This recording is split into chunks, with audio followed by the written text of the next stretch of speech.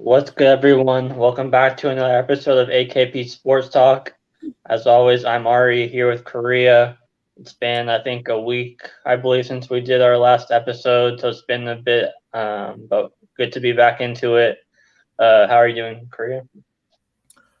I'm doing good. I'm for those who don't know, I have a job now, working pretty much full time. It's stressful, but I'm doing my best. Ari, first of all, congratulations on graduating from Arizona. That's a big accomplishment for you. But how you doing so far? Thank you. Yeah, I'm doing good. Um, the early stages of post grad, so just all that, what you went through last winter, so just all that. But I guess we'll just get into. So it was this past weekend, I think, was the schedule release, or the Thursday. past okay, last Thursday. Okay, yeah. So it's been a bit, but we'll kind of dive into the Seahawks because we're both fans, and then just overall NFL games to look forward to. But we'll start off with the Seahawks. So we got week one. Who's coming back to Seattle? Russell Wilson in Denver.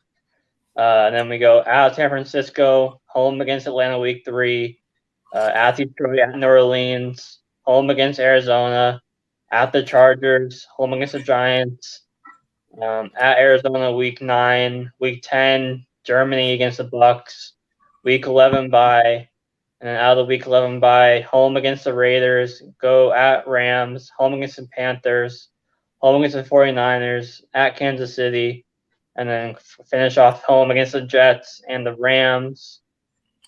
Korea, what was kind of your initial kind of thoughts when you first saw? Because I mean, obviously we knew the opponents for a while, but now that you've seen kind of the order in which they'll be played in. I mean, yeah, let's just get it out of the way now. I mean, week one, let's just talk about it. I mean, I knew coming up to the schedule release that we were playing the Broncos at home, which is so unfortunate. It's the first year, and not even the first year, the first game for Russell Wilson as a Bronco.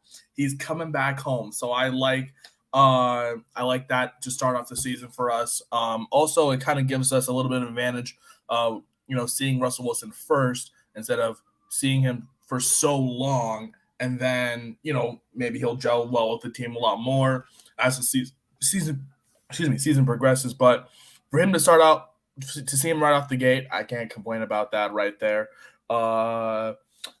And obviously that was the kind of the big game I circled for Seahawks fans, definitely the Russell Wilson game. Something to keep in mind: no Sunday night football games. That's something Seahawks fans usually have a Sunday night football game, but with the off season, let's just say that as the Seahawks did have, we only have one Thursday night game, which is at home against the Niners, and then we have traveled to Kansas City on Saturday right before Christmas Eve. That's Christmas Eve, and then we have the Monday night football game start off our season. But yeah, big no primetime games for the Seattle team, obviously, in a whole rebuild now. No one wants to watch this Seahawks team next year on prime time. But in terms of the schedule, you see the star teams that are definitely going to be a lot better next year. You see the Broncos, who are obviously Super Bowl contenders immediately. You have the Cardinals, you have the Chargers, who are going to be good this year. I have a good feeling that defense is going to be legit. The back half of the schedule is actually where things get a little more difficult because we got to play Tampa Bay on the road, obviously, and that's not even a road. That is in all the way in Germany, okay? And then obviously we have the bye, but then we got to play the Raiders, who obviously have Devontae Adams, and then the Rams, who have obviously that's the first meeting of the Rams. That's the first Bobby Wagner sighting right there for all Seahawks fans right there. And ironically, I like how we begin the season welcoming Russ back, and then we end the season welcoming Bobby Wagner back to Seattle. So that's something I like to see right there. But yeah, this back half of the schedule after the bye, you have the Raiders. That's a hard matchup at home. You have the Rams. That's a hard matchup on the road. You have the Panthers and Niners. I think the Niners could definitely, if depending on this whole Deebo Samuel situation, definitely can stir up some trouble. Then we got to go play Kansas City, who's pretty much one of the best teams. Obviously, Patrick Mahomes is that dude. And then we finish off with the Jets, who have made a lot of improvements, especially in this draft. And then the Rams again, welcoming Bobby Wagner back. So this back half after the bye, even right before with with the Bucks, not easy matchups right there. It's not going to be an easy year for the Seahawks team. When you look at the front half, you have teams like the Giants who have so many problems with their organization. You have the Lions who honestly are on the right path right now. Jared Goff could be something special for one more year before they probably go QB and find their new franchise guy. You have the Saints who are probably going to go back with Jameis, and they were looking great with Jameis before he got injured, obviously. So and I saw the Seahawks have a pretty hard schedule this year, and definitely it's panning out playing against the whole AFC West, which just completely now has one of the best divisions in terms of talent in that division. And then we got to play the AFC South, which there's a few teams in there, but for the most part, it's mostly going to be dominated by Tampa Bay. And luckily, we don't even have to play them in Tampa Bay; we play them in Germany.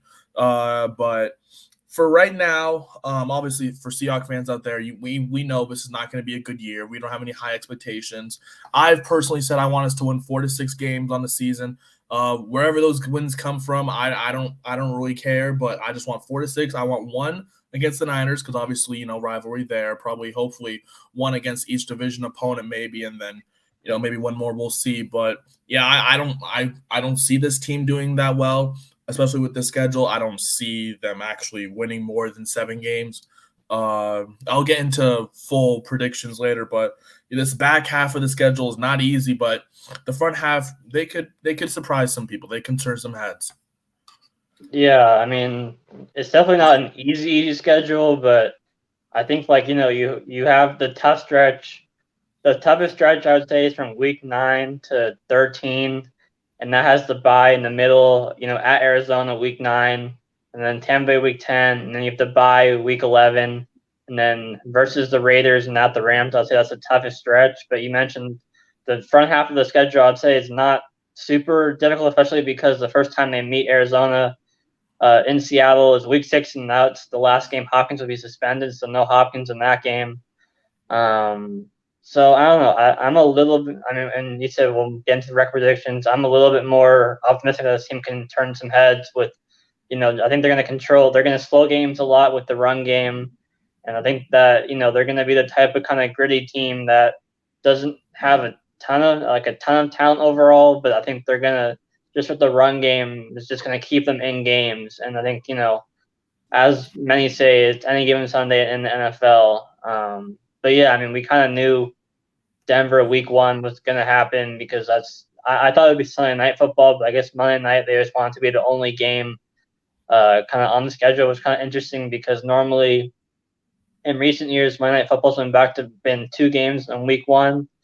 But this year, this week 1 is only Seahawks Broncos in week 1, and it's week 2 the doubleheader, so it's kind of interesting.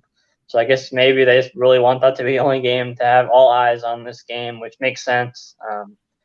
I think the lowest ticket price is like $450 for like the super high. So it's like there's gonna be a lot of emotion at Lumen Field in this game, and I think the Seahawks. I think I've said it before. I'd rather face them week 1 than later in the season before Wilson gets fully acclimated. Because I mean, obviously he'll have training camp, mini camp, and all of that, but this will be his first actual game action, with the team. And with the recent Jerry Jeudy news, who knows if he'll be playing, for Denver in week 1. So I think that the Seahawks definitely have a better chance than maybe other people think. And I mean, Denver's only a 3.5 point favorite right now, so it's not like they're like a huge 8 point favorite or whatever. Like it's not that big of a spread in the game either. But yeah, I guess we'll just get into record predictions right now. Curry, I'll let you start off with this. I mean, there's 2 kind of predictions I want. There's the one that I want and the one that I think. I'm going to start with the one that I want. I want this team, like I said, to win 4 to 6 games. I don't want them winning a lot of games, obviously, because of the fact that Drew Lock is our quarterback right now, and the Seahawks purposely did not take a quarterback in this draft for next year's draft. And with the high names like Bryce Young and C.J. Stroud and them, they're going to be snatched pretty early in this upcoming draft. And I think if Seattle has a pretty decent position to where they can actually trade for that potential number 2 or 3 pick, depending on the mock drafts of where Stroud and Young will go, I think the Seahawks could potentially trade up and not have to give up that many assets for that. So I want the Seahawks to not be that great this year, because that was the point of this offseason. I feel like this offseason, the transition period, obviously getting rid of Russell Wilson, it was the end of an era. Even the NFL posted about it on their Instagram. They said it was the end of an era in Seattle between Russell, as pretty much every single member of that Super Bowl team is now gone. We are starting fresh, and I feel like if you're really going to start fresh, then you need to have a horrible season to really cement yourself as a team that's in a rebuild. And I think if the Seattle team does win more than 7 games, and I don't even know what to. I will be more frustrated, honestly, if they win more games than if they lose more games, because I feel like if you were going into a rebuild, that you need to start at the very bottom. You have seen teams in the NFL have complete rebuilds, and they have worked because they have picked the right guys. 1, 2, they've traded for the right acquisition at the right time. 2, and 3, they're not trading so much capital to where they're losing. So what I want the Seahawks, I want them to win 4 to 6 games. I want them to, get a couple division games, maybe a non-division, maybe a non-conference. We'll see. But in terms of what I think this team will definitely win more, around 6 games. I think 6-11 is a great estimate for this team this year. There are definitely some wins in the division I can see. Maybe a home game against the Niners. We'll see how they do against Wagner late in the season. But week 1, you mentioned the spread being so small, and I think it's just because it's, Russ coming back home, and this is the first game. And, you mentioned how there's usually 2 Monday night primetime games week 1, but they've flexed that out to week 2 because this is the Russell Wilson return game, and I think they just wanted to do something like Tom Brady returning to New England. Russell Wilson pretty much has big returning to Seattle. But after that, honestly, I don't really want this team to win. And it hurts me to say this, but in terms of thinking toward the future, because that's where I'm thinking optimistic here, this team has to win 4 to 6 games. I don't want any more. I don't want to be horrible in the NFL, but I want to be, a team that actually has a promising future right now. So I'm predicting 6-11 for this team. Where the wins come, I don't know, but 6-11 right now is a pretty good estimate for me coming out of the schedule release. Obviously, you don't know, like you said, it's any given Sunday. Players can be injured. You mentioned DeAndre Hopkins, who's not going to be back until week 6, and that home game against Arizona, the first time we play them, that's the last game he's going to be suspended for. So we don't have to play him there, but we have to play him on the road when we go down there. So, like I said, you never know. Some people could be injured at the time. Anything could happen. But for now, I'd say 6-11 is a pretty good estimate for how the Seahawks team will do on the upcoming season. Yeah, like kind of before I dove deep into the schedule, I thought I'd be at like 4 to 6 wins, but the more I kind of looked, especially the first half of the season, the more I kind of feel like they could win more games, like a lot more than people expect. So here, I'll just my initial prediction is 9-8. That's when I went game by game. That. So here I'll go over game by game what I have and where I have them winning. So week 1, home against Denver, all the emotion. Wilson's first game with Denver, potentially no Jerry Jeudy. I think they're gonna grit it. I think they're gonna grit it out in a tight one. So I have them winning that game. But then you look at I have them losing at San Francisco in week 2. So here I'll say where I have the wins. I have week 1 Denver, week 3 versus Atlanta. Mariota, no wide receivers. I think they beat Atlanta there. Week 4, this was like a super tough one because I agree Detroit's heading in the right direction. I still gave Seattle the edge there, but it's on the road and it's definitely not going to be easy. So that was a toss up for me, but I had them winning that one. I have them. We talked about the first game to the Cardinals at home, no Hopkins. I have the Seahawks winning that game, but then again, I struggled last year without Kyler Murray against Arizona, so even that's not a gimme, obviously. I have them beating the Giants at home, and I think week 8, I think it is. Week 8.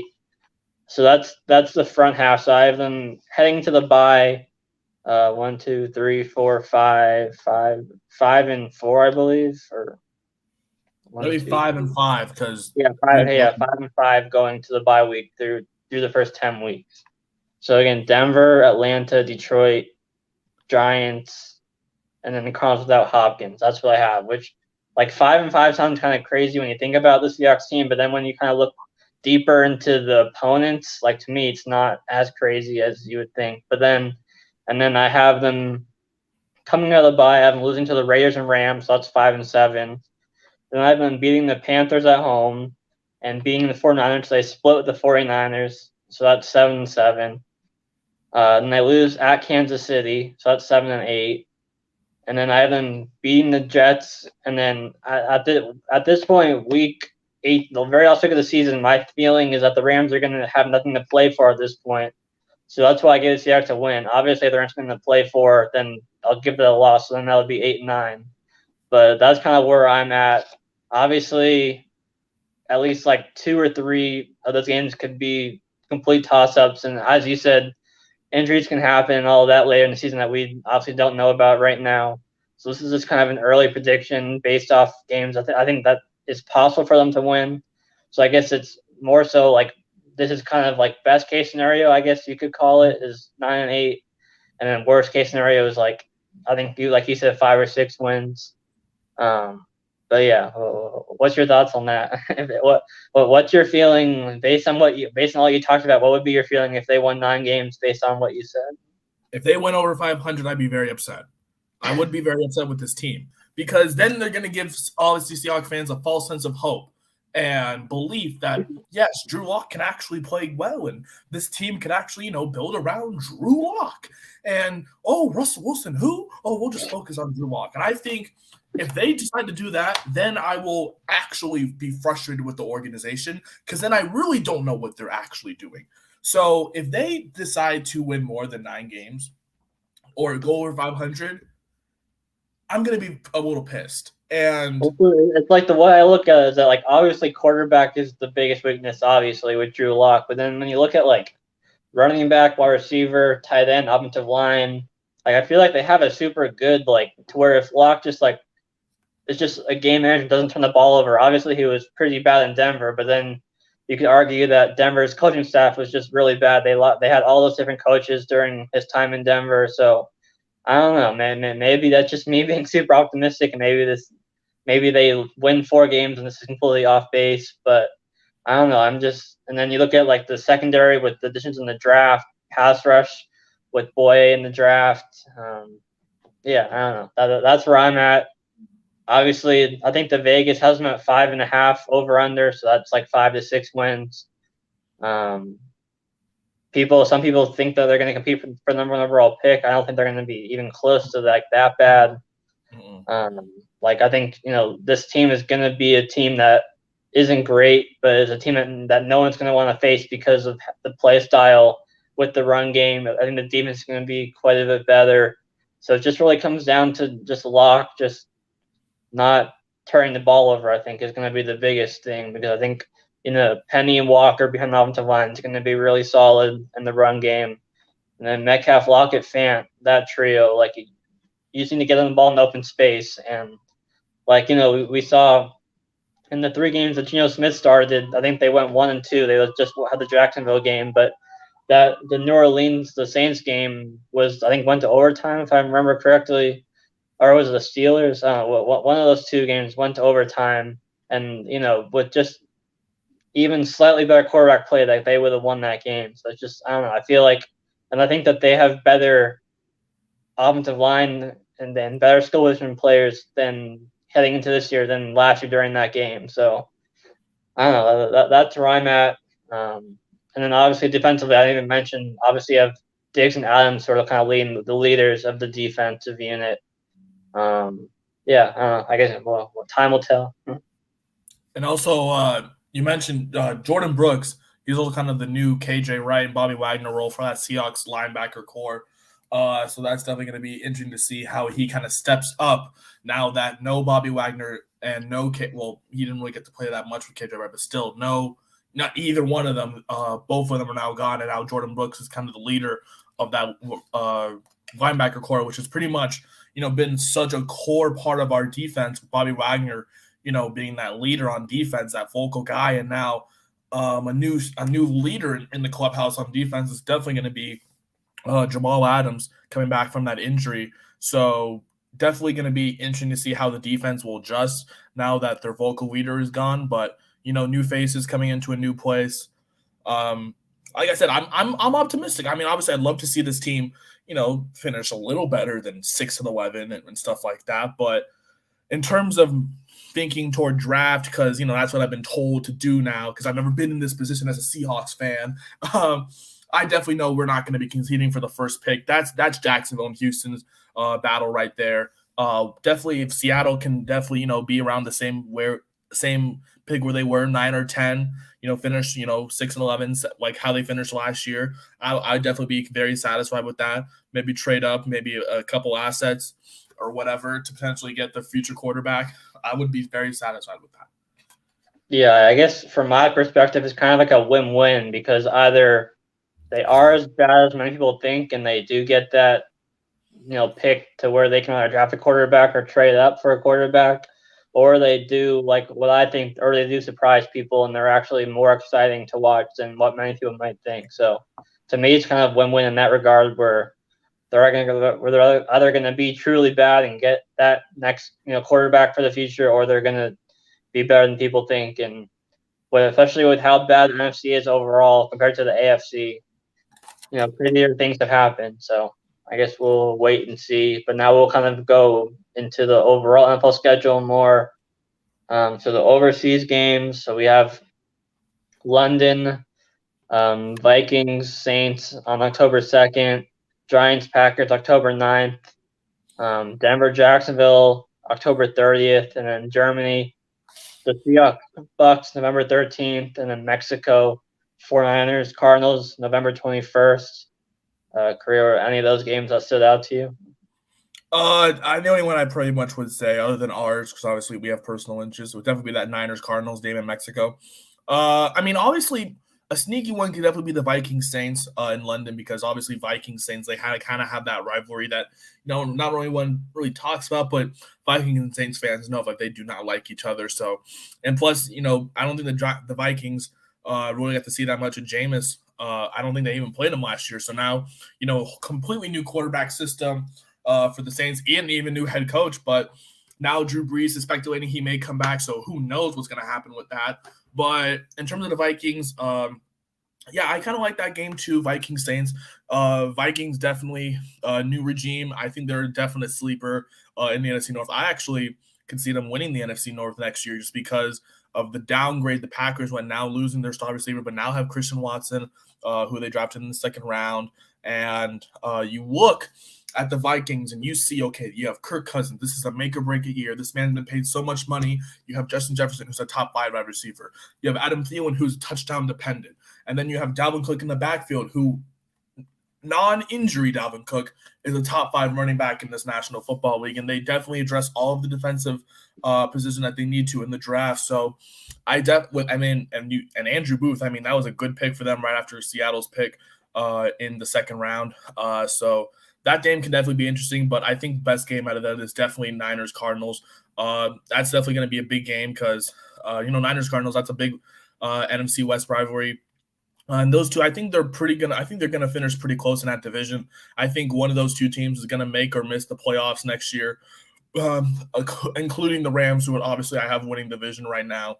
So I think that game could potentially be since it's so late in the season, or not so late, but past halfway. I definitely think that game could, be a make it or break it to see who makes the playoffs and who doesn't. So I think that game is the one to circle for all the overseas games. Yeah, I definitely agree with you with the Niners Cardinals.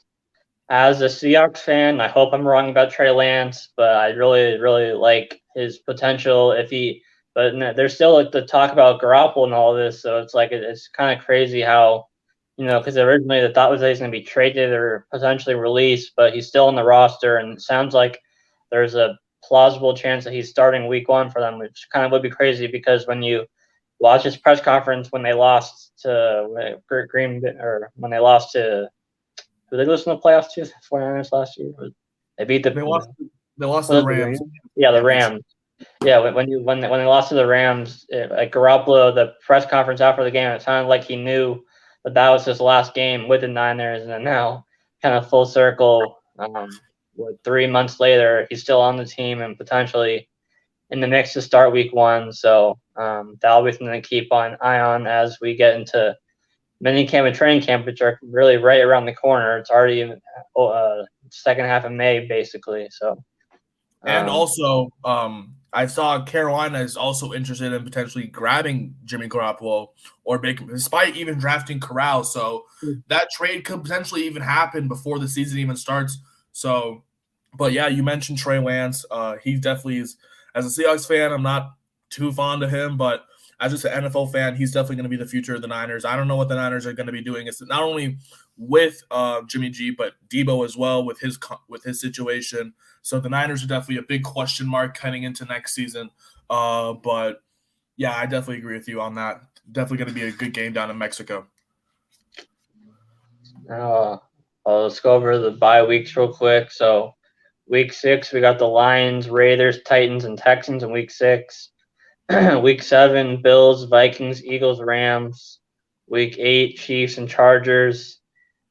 Week 9 and 14 are the big ones with 6 teams on the bye. Week 9, Cleveland, Dallas, Denver, Giants, Pittsburgh, 49ers. Week 10, Ravens, Bengals, Patriots, Jets. Week 11, Jaguars, Dolphins, Seahawks, Bucks.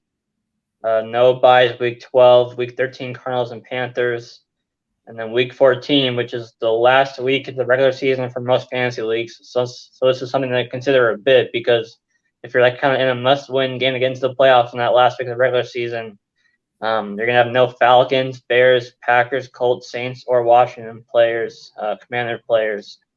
So I think this is last year too. Was the last week of the regular season for fantasy. It was like a huge bye week for a lot of teams. But yeah, Week 9 and 14 are the biggest, the most teams with 6 teams.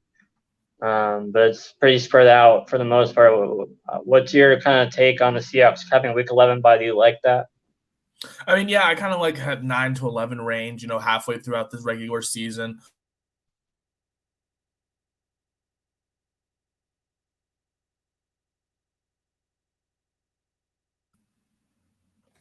Oh shit. Can you hear me? Yeah, you're good now. Yeah. All right, sorry. I don't know what happened. But oh yeah, so yeah, weeks 9 to 11. I like where the Seahawks right now at week 11. You mentioned week 14. I think last year was week 13, but now we have a week 14 bye. You mentioned for fantasy owners, all those players on those teams, especially for the Bears, like David Montgomery. You mentioned the Commanders, maybe Terry McLaurin or Antonio Gibson. Those kind of guys that fantasy leagues depend on. Jonathan Taylor. Yeah, that's a big name right there, JT. He was definitely the best running back in football last year in terms of fantasy. So, yeah, you mentioned those late buys. Those are definitely going to be not fun for fantasy owners, but obviously not even just them, but also for the players as well. To have a buy all the way into week 14, that's definitely going to be very tiring so late into the season. And you don't really get to have that good reset. You're only 5 weeks out. You're like, okay, we got to have the season, the push to the end of the regular season instead of really just, resetting halfway through. So, yeah, for those teams in week 14, definitely not a great. And then going all the way up to the week 6 with teams like the Lions and all those teams all the way in week 6, that you think that's so early to have a bye week, and then you don't even get to really see how your team is doing, like really doing, because around week 8, week 9, then you get to see, okay, is this team really going to make a push or not? And you kind of want that bye around there so you can reevaluate instead of having a bye so early or so late that it's either too late or too early to really reevaluate yourself. So, but yeah, you mentioned fantasy. Definitely week 14 is definitely going to be a big week. Definitely a big waiver wire week for a lot of fantasy owners out there. But yeah. Yeah, definitely agree that having that kind of like week 8 to 11 bye is definitely the most ideal for teams kind of more towards the middle of the season versus super early, super late, and having that kind of long stretch of games without really a break. and that's kind of why we kind of are starting to see more teams. I don't want to say rest a player, but if they're even like slightly banged up and maybe miss a game, just to kind of keep them healthy over the course of a long taxing season for these players. Now we'll get into the holiday games, kind of like fun games. So the 3-game Thanksgiving is Buffalo at Detroit, Giants at Dallas, and Patriots at Vikings. Any of those games stand out to you? It may be a snooze Thanksgiving for me. I mean,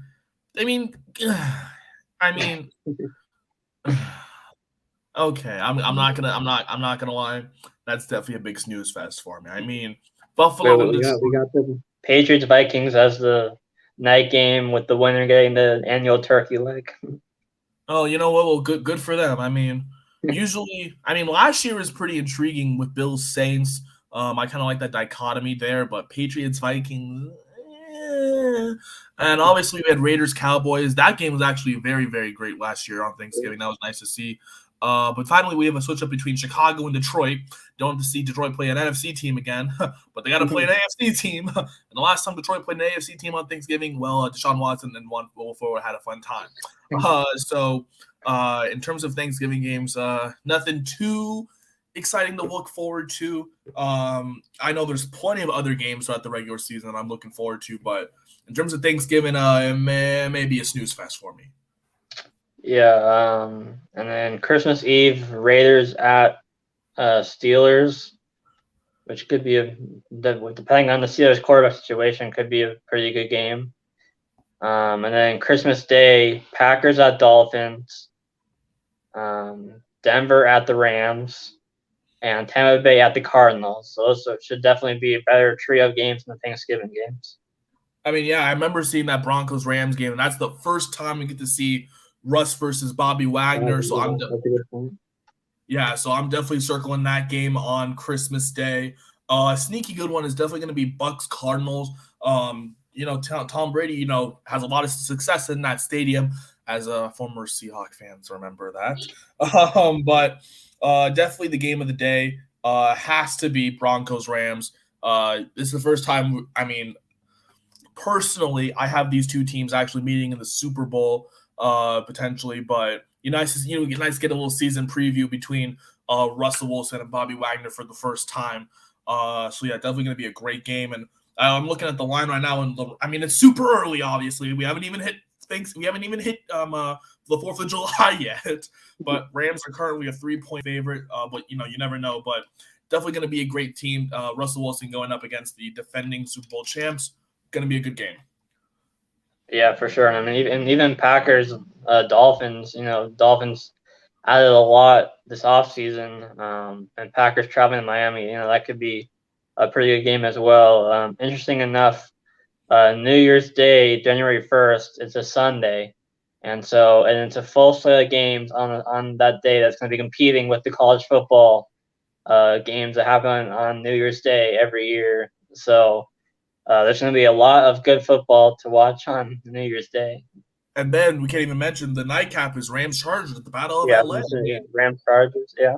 Yeah, that's gonna be a great game. And then the Monday game, I just noticed Bills Bengals. That's a great game. That should have been the AFC Championship for a lot of people. But Mahomes had 13 seconds. So, but yeah, definitely Week 17. It's gonna be interesting to see how the NFL does with competing against the New Year's 6, Rose Bowl, all those pretty much all those big grand college football bowl games in early January, late December.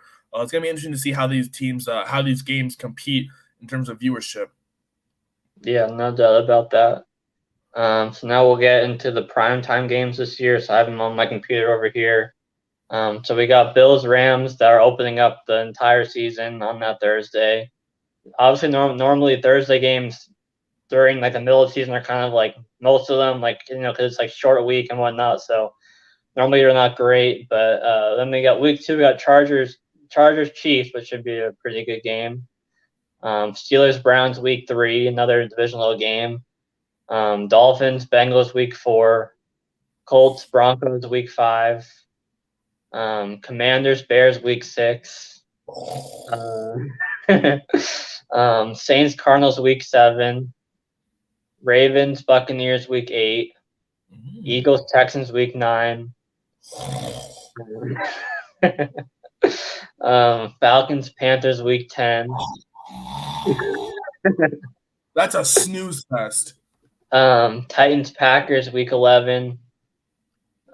Patriots Vikings week 12 on my birthday. I just realized. Birthday's on Thanksgiving this year. Bills Patriots week 13. Always a good rivalry. Raiders Rams week 14. And then week 15 game you mentioned, Niners Seahawks week 15 Thursday night. And then Jaguars Jets week 16. And then week 17 Cowboys Titans. So it seems like most of them should be pretty good. Just at first glance, should be pretty good. Obviously, there's a few that stand out that are probably going to be not as good, but yeah, it seems better than recent years at least. I mean, no disrespect to any of those games, but personally, like I know by a week 8, what is it? It was Falcons Panthers. No, week 9, excuse me. Early. No, week 9 is Eagles Texans. I'm sorry, but Houston's not going to be doing that good. Eagles are definitely going to run all over them with AJ Brown, but you never know. Obviously, that's week 9. That's so far out, but and then you got Falcons Panthers. Snooze fest right there. I got to call that a snooze fest. I'm just playing around, but yeah, definitely some good games on this Thursday. I mean, we talk about week 1. I like how they really have a prime time match to start the season every single year. Last year was Bucks Cowboys. Obviously, Bucks were defending Super Bowl champions. They got to host. Great game as well. And I think this one to kick off the season, I honestly do think that these two teams will actually be meeting again in Super Bowl 57, 6? I forget what year. Whatever. But yes, I mean, we've seen how pretty much well-rounded the Bills team are. They were literally 13 seconds away from making it to the AFC Championship, potentially to the Super Bowl last year. I think they have gotten a lot better this offseason as well. Getting Von Miller, that's definitely big for that linebacker core, along with Matt Milano. But the Rams, obviously, they're the defending Super Bowl champs. They're pretty much one of the favorites out of the NFC West. That is pretty much the best Thursday night matchup I definitely have seen for a really long time, because obviously a lot of people are definitely putting the Bills and Rams in the Super Bowl, and we got a preview of that to kick off the season, so I can't complain for those Thursday night games one bit. Yeah, I mean, that should be a really good season opener, and then just some other ones I'm looking at. Chargers Chiefs week 2 should be pretty good. What was it? Bills at Patriots. Those were two. Well, the playoffs one, wasn't close, but the regular season matchups were close between those two teams. Raiders Rams should be pretty good, I would think. Yeah, I mean, there's definitely, and then also some other divisional matchups like Steelers Browns. We'll see. I guess probably if Watson's is suspended the first 3 weeks, then I guess maybe not as good. But I mean, Baker Mayfield's already beaten the Steelers in the playoffs, so. Well, let's not give Baker Mayfield all the credit here, okay? You have to credit the running back duo of Nick Chubb and Kareem Hunt, right, and then the defense. But Baker Mayfield did not beat them.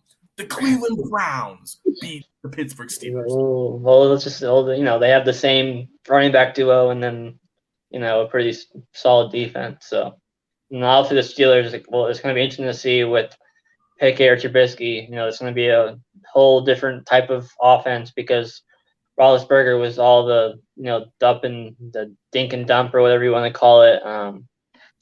But yeah, so now we'll go to the Sunday night games. So week 1 is we got a rematch of last year's opener between the Bucks and the Cowboys.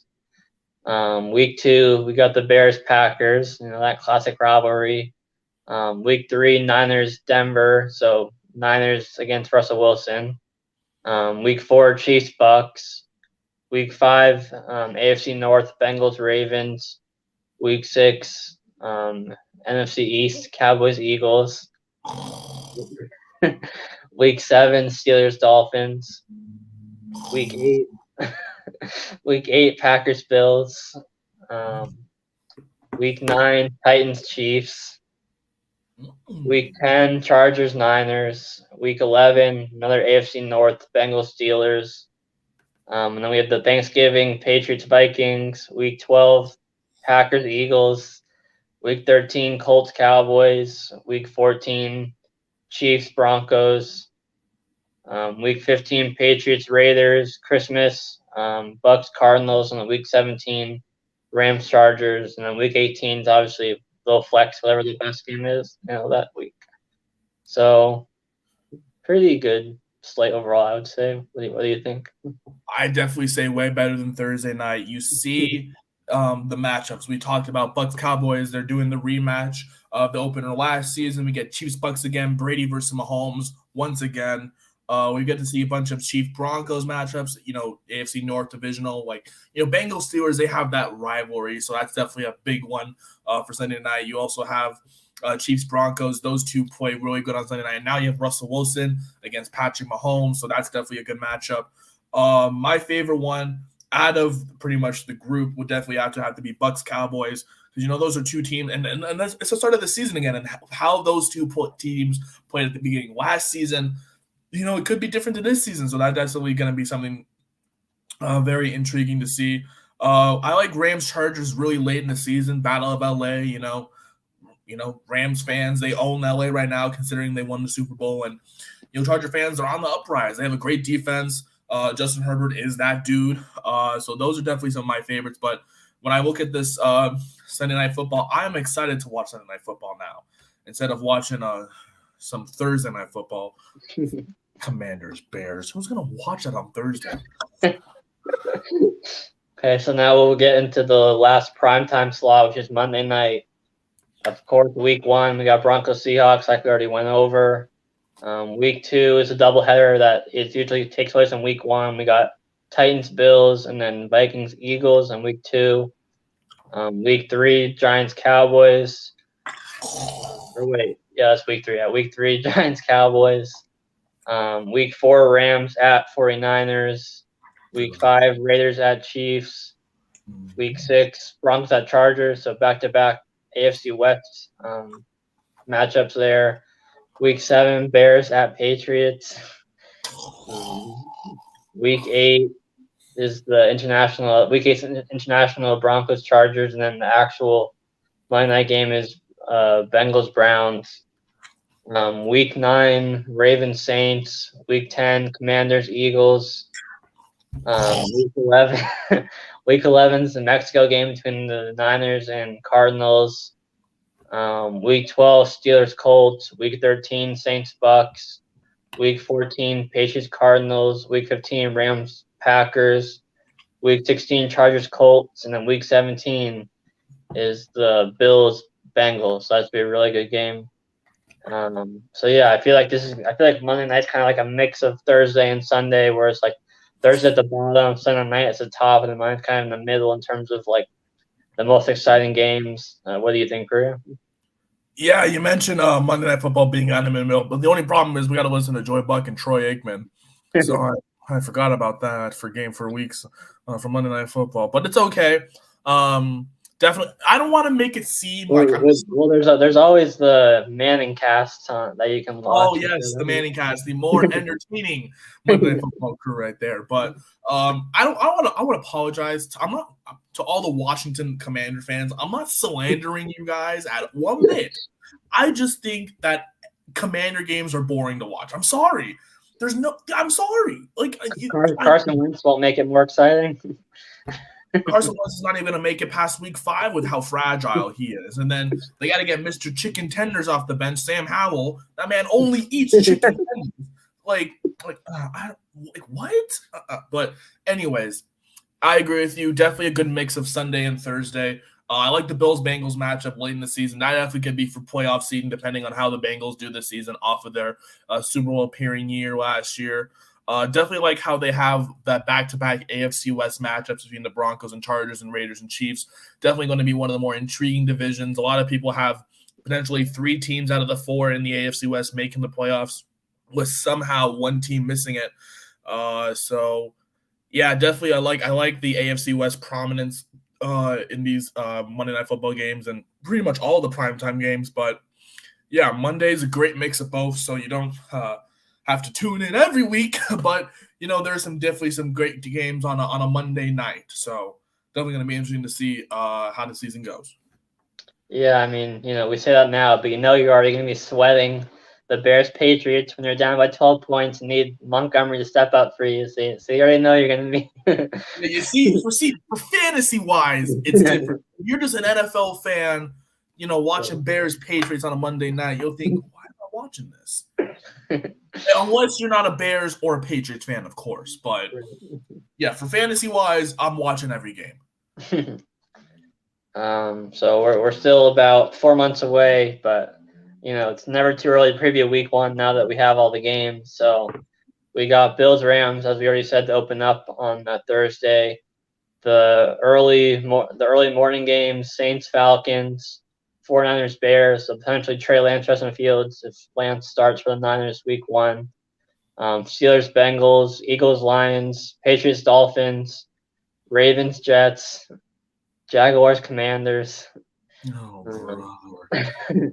Browns, Panthers, Colts, Texans. That's the early, and then the late afternoon is Giants, Titans, Packers, Vikings, Chiefs, Cardinals, Raiders, Chargers.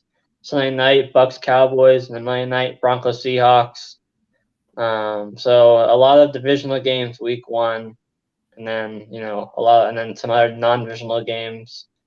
Obviously, we're excited for the Seahawks Broncos, and even if you're not a Seahawks or Broncos fan, I think a lot are excited for that game too.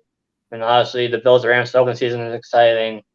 Looking at the other games, I mean, Chiefs Cardinals could be a good game, but without Hopkins, who knows? But then the Chiefs lost Tyreek Hill, so that kind of evens it out in a way to that degree in that matchup. Raiders Chargers should be a really good game in that afternoon slot. What other games are you kind of looking at for in week one? You want to know what game I'm looking at, Ari? Jaguars come. I'm just kidding. Steelers Bengals. That's there's no slander to any Jacksonville or Washington fans right here. This is no slander, but Steelers Bengals definitely going to be the one I really like to watch. Definitely going to see. Got to see how that Bengals team rebounds after their Super Bowl appearance and how they lost in that Super Bowl. Going to be interesting to see how they do now, especially against the top division rival in the Steelers, who are also brand new quarterback. Pretty much same offense, no Juju now.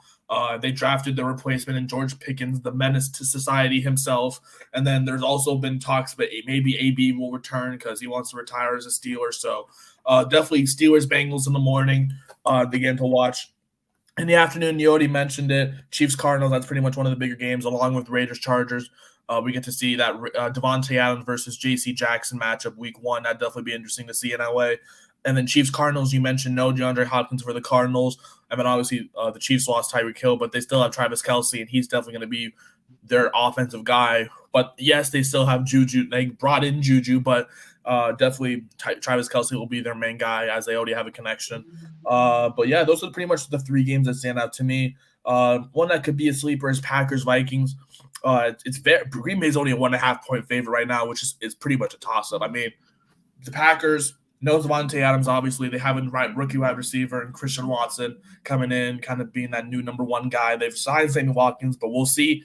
I mean, the Vikings, they've just been dealt with so many injuries, but I think the Vikings could be a sleeper in the NFC North. And I think a great way to start that is to beat your division rival, the Green Bay Packers, week one. So those are pretty much the four games that I would definitely circle to maybe watch a little harder week one. I mean, he's not on the Raiders anymore, but maybe we still get week one Sammy Watkins, or he absolutely explodes in the first week of the season. Yeah, so I think that's going to do it for this episode. This is kind of a general, just obviously mostly for fun because it's still so early, until week one. But, now that we're past the draft, past the schedule release, next is mini camp, training camp before we know it, preseason, and we'll be at week one, coming up, not coming up, but the offseason normally goes by pretty fast once we get to this point where in a month we'll have mini camp or whatever, and then we'll get training camp, hard knocks, all of that preseason, and then fantasy draft season for most people kind of late July, kind of August, and then we're right back right back into week 1, where we'll be talking about all those games as well when it gets closer, obviously. So that will do it for this episode. Thank you all for tuning in. Next episode, we'll probably talk about the NBA playoffs now that we're in the conference finals. We'll go over tonight's Heat win over the Celtics, and then the Warriors-Mavs game 1 on Wednesday night. And then we'll talk more fantasy football, NFL. Maybe talk about the Mariners, maybe not. Please not. But yeah, thank you all for tuning in, and we'll catch you all on the next episode.